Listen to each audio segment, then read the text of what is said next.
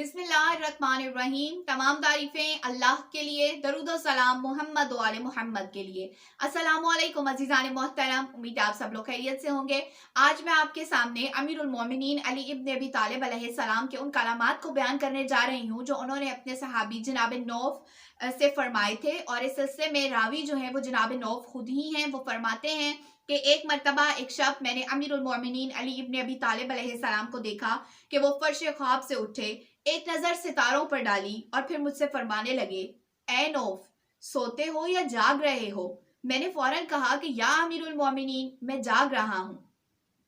इमाम ने फरमाया, खोशा नसीब उनके जिन्होंने दुनिया में ज़ुहद इख्तियार किया और हमदन आखिरत की तरफ मुतवज्जो रहे, और वो लोग कि जिन्होंने ज़मीन को फर्श, मट्टी को बिस्तर और पानी को शरबत खुशगवार करार दिया, कुरान को सीने से लगाया और दुआ को अपनी ढाल बनाया, फिर हजरत मसीह की तरह दामन झाड़ कर उठ खड़े हुए और दुनिया से अलग थलग हो गए।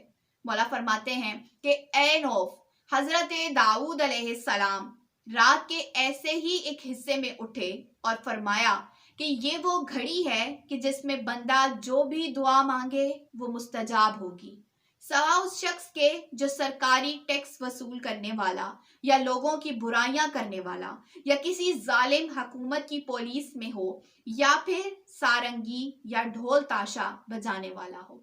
अजीज़ान मोहतरम, ये बात अमीरुल मोमिनीन अली इब्न अबी तालिब अलैहिस्सलाम ने अपने सहाबी जनाब नौफ से फरमाई थी।